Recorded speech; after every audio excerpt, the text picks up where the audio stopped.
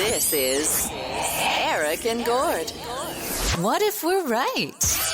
Listen to the world changing.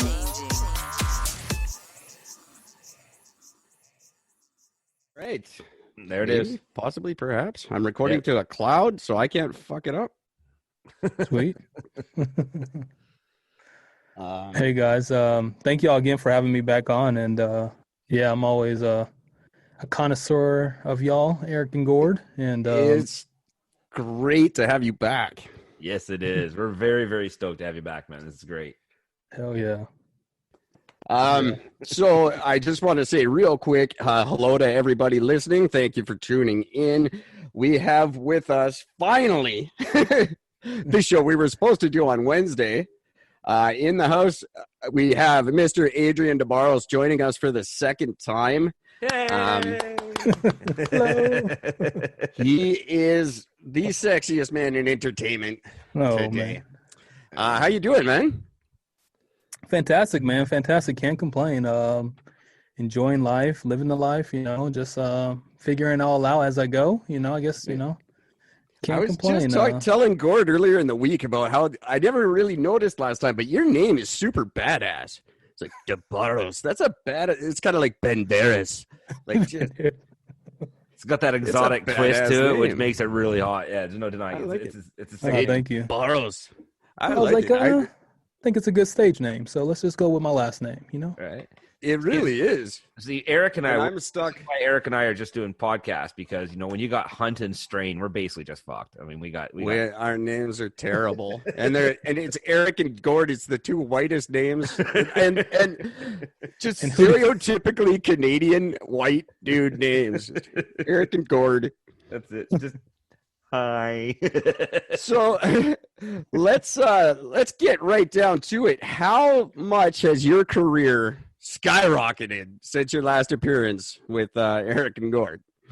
I would say my confidence has skyrocketed for sure, and it's been, I would say, the on the career thing of music, it's been just kind of steady, and in this me really ramping up. I had a couple more songs released, but it wasn't anything that was like shocking or like mind blowing. To be honest with you, it's just like, okay, we know of you. Maybe we know your name. Say hi, and now just keep the conversation going. Really, it's keep working, release little things, do little social media posts, kind of do little teasers. I'll do something stuff that's non music related, but honestly, it's really just been steady. Hasn't been any like any gold rush or oil spills, or I guess oil spills are bad. You want the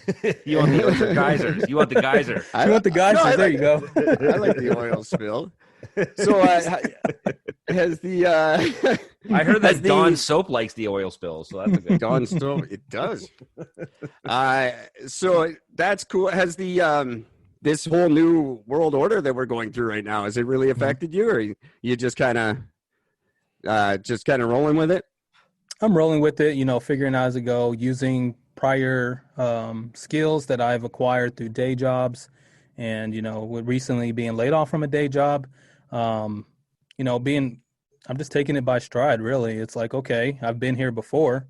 5 years ago, I was actually laid off, and so it's nothing new to me. So I kind of have, when I go into it, have an approach, have a strategy.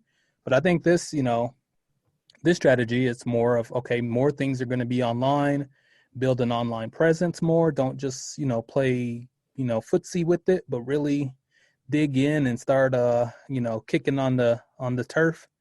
But, I haven't been here before. So I'm taking it stride by stride. It's nothing shocking. Oh, the pandemic is obviously shocking, but the situation of, hey, now what's next, or what's how are you going to further your career, what direction you want to go, and entertainment and such, kind of giving value back to people that they happen to find me funny, or if I can crack a smile on their face. But it's really been it's almost like the universe, like, okay, what are you going to do now, big shot? See, that's one of And the it's really things- like saying that to all of us. It's yeah, saying that's all of when, us. Yeah. that's one of the things Sorry. that I've been wondering, especially when it comes to somebody who's directly in the music industry, is since you can't put on a show and do that sort of aspect of, at least not like, direct in front of an audience, it kind of opens up the mind. It's like, okay, now what else can I do with this sort of career path? Aside from just doing the music, I got to, like I said, you got to start looking at doing like, remixes on things, or you got to start looking at producing of stuff. And I mean, there's so many more aspects that it, I guess, opens up your mind to that you wouldn't normally think of doing, which can be tricky. That's the part I'm excited about, is all this change is leading to a lot of innovation too. There's a lot of people just stuck at home creating right now. Yeah. And I think we're going to see there's just going to be a renaissance once we're all allowed to mingle again. I think there's going to be a lot of good stuff that comes out of this. Yes. And some changes to the industry, which are necessary, changes to the economy, which are absolutely necessary. Yeah. So I don't know. I'm trying to put a silver lining on it. Like we've talked on the show before, air pollution is so good in China right now that 100,000 people are not going to die this year that ordinarily would. Seriously? That's seriously. That's a legit. That's like real number too. Wow. So Sorry, I don't mean to make fun of that. Wow. No, it's good stuff. That's a silver lining for this horrible, terrible time. I'm kind of an arm's length guy to begin with. I'm not. The social distancing is not bugging me at all. Yeah. Only time I get bugged is when I see people not wearing masks and they're trying to intrude upon my personal space. I've noticed my instincts of I start gritting my teeth a bit more. That survival instinct kicks in a little bit more. Yeah. Yeah. Mine are going the total opposite way. You got to keep in mind, I survived the flesh-eating disease. You think I'm scared of COVID? Yeah. Oh, hell no. I never knew that about you. Wow. Yeah. It was recently, actually, was when we first started this show. So about 2017. And I was the doctors basically had written me off for dead. And it was not a pleasant experience, but I killed it just with my sheer might. And I'm not scared of COVID now. I'm like, bring it on. I'll kill COVID with whatever's in me. Eric beat it so badly that the fucking doctors were looking over at Eric going, okay, seriously, this doesn't make any sense at all. What the hell? How do you laugh at this and all of a sudden come out the other side being like, I'm fine. You know how, Gordon? Yeah. Guys. Let's see if I can do this real quick like this. Oh, no, it's not going to work. Never mind. I had a cool sound effect for you. Oh, is this one?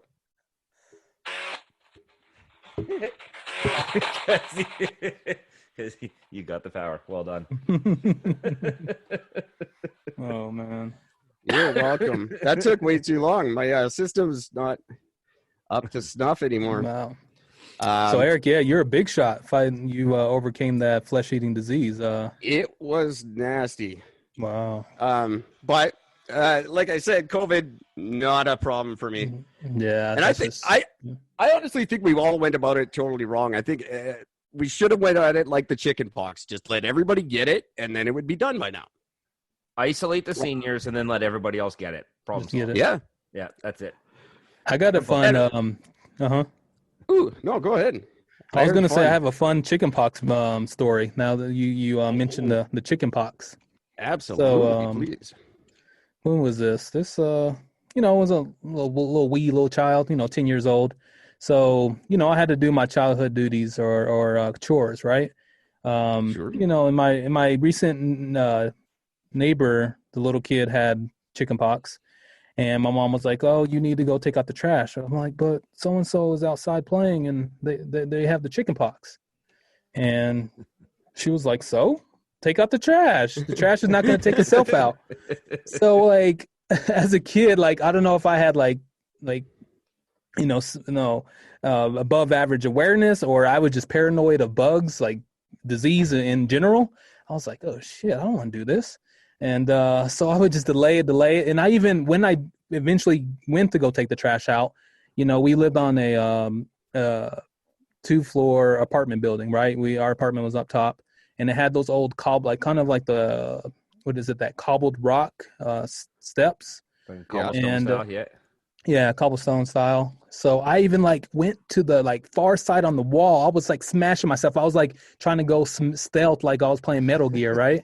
And I was going down the stairs, I was like, this shit isn't getting me. And I was just like sliding down the wall. Just like shit, just say as far as away from this kid that was playing underneath like the underneath the stair overhang, right? Mm. So I just kept going, and then I just booked it, like, zoomed out and shit, and ran to the dumpster, threw the trash in, and then hauled my ass back. Then I did the same thing, like I was going stealth up on the wall. I was like, oh shit, I hope that was enough. And boy, it wasn't enough, because It wasn't enough. about 4 days later, I started seeing the pox, man. Yeah. I was like, damn it, I was trying not to get it. See, when I was younger, I came home from school with the I got chicken pox. And on the same day, my sister came home from school. She came home with the fucking mumps. Oh, shit. So my parents immediately threw a whole bunch of Legos on the floor and said, here, go play together. So we both got the mumps and chicken pox together at once and just suffered for like a fucking week and a half straight. It was horrible. I would have just gotten rid of my kids. I just had new ones. When you're that little, you can't be that attached to them, right? Like, no, just get some new ones and start over. That's the best time. That's when you get the most attached, maybe. Do not tell my daughter. They get to a teenager, you're like, all right, we good. My daughter is now old enough to understand things like that. I have to really be careful what I say. She's not old enough to listen to this show, but. Okay, yeah. And these conversations is why I never had children. But yeah.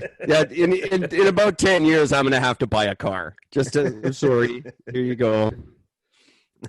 Get that. Here's how you drive. She's not gonna like this show. No, probably not. Oh man. I discovered with my last relationship, because she had 3 daughters and a grandson, ironically enough. And oh wow. Yeah, I dated a grandma. It's kind of cool. She was my age, for the love of God. Don't put it on me. Yeah, it sucks. She's a young lady, eh? Yeah, it sucks that we're old enough to be grandparents. I'm just saying. It's a freaky thing. But I learned pretty quickly with that relationship that, a lot of the shit that comes out of my mouth, not child appropriate. No, it is not. Yeah, that is why we don't have an app right now.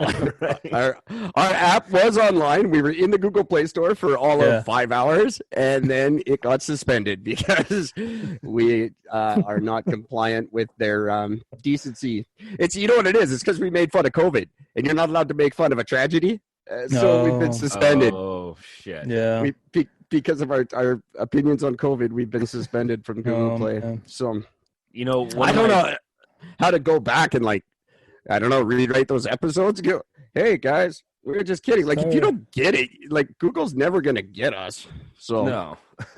The problem is, if everyone had listened when Gordon and I started talking about this, which was a month before it became a thing, we'd all be a lot better off now.